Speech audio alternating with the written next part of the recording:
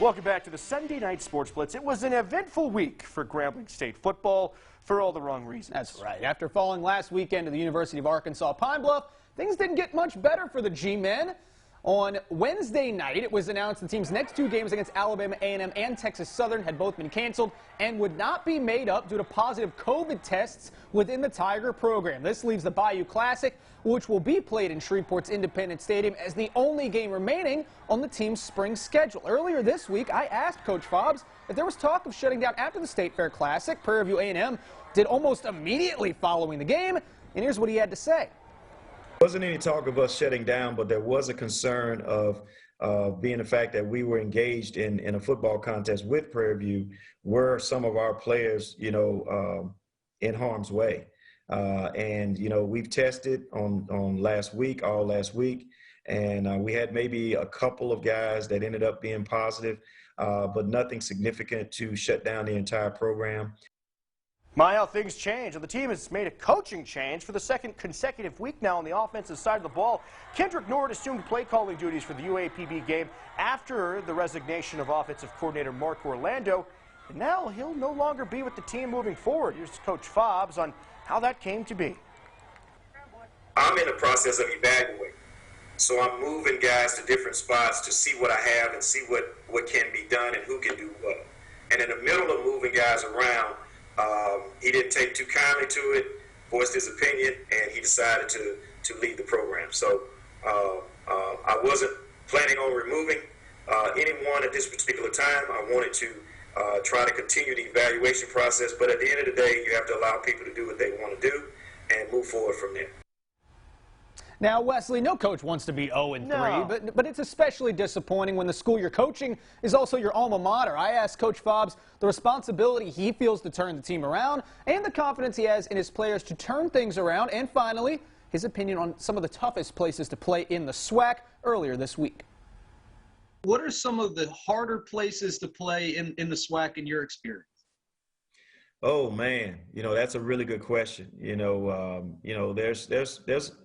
a lot of really tough places to play. I think, playing over in at Alcorn, in Lorman, Mississippi, that's a tough, place to play. Their fans are very, very passionate. Playing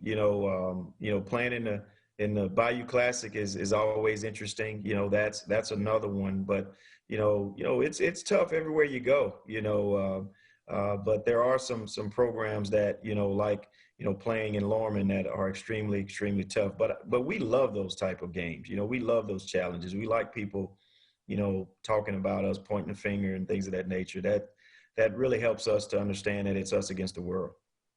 When it's your alma mater, when you've put on that uniform, how much more disappointing and how much more does it mean for you as a G-man yourself to get this thing turned around? It can't be more disappointing, for me. There's nobody that is within our program, or part of our program, or supports our program that can be more, upset than I am at this particular time. When I set to do this, I do this for all of the legendary players that have played at Grambling State University, and also, Coach Robinson. At this particular time, we feel like we're letting them down.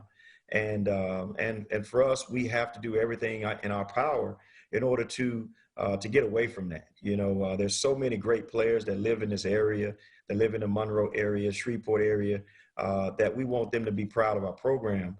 And at this particular time, we're not doing what we need to do and haven't been doing what we need to do to make them proud. We have to improve, and we have to improve quickly. You guys do have a young team that's still playing with confidence despite this slow start. Well, I think it says a lot about the strength mentally and the character of our players. In my opinion, because of some of the changes we've made, we haven't put our players in the right position offensively to be successful. So it's up to us to do that. And we're going to make the necessary changes to impact our players being shown what they can do. And we've got really good players. We got really good players on offense. We got really good players on defense. And we got playmakers in the kicking game as well. So it's up to me to get that corrected. And we've started that process, to get it corrected. And we feel excited about, what the future holds for us here. So you just heard Coach Fobbs talk about the confidence he has in his players to put a winning product on the field moving forward. One of the most important pieces is defensive back Keenan Fontenot. Get to know Keenan a little bit better in this week's edition of Zoom In. Are you a Saints guy? Who's your NFL? I'm a very big Saints fan. Are you a fan of the Jameis signing? I honestly think Jameis will do well because I feel like Breeze, gave him a good knowledge for the field. So I feel like he's gonna be all right with the O-line and the weapons he has behind him. I feel like he's gonna be good. So I feel like we're gonna do good, make it to the playoffs. I don't know about the Super Bowl this year, but I give him a good 2-3 years. If you could play any other position, what would it be? Receiver.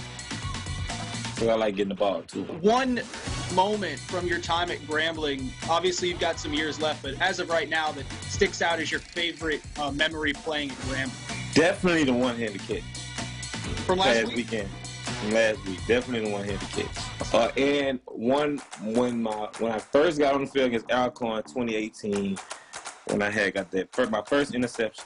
Is there one sport that you look at and you say, I don't have any interest in playing that ever? Definitely soccer. Not the running, especially. Yeah. I really don't like running that much. Well, I would not say soccer. I would say track. You never ran track? I ran track, but I did not like it.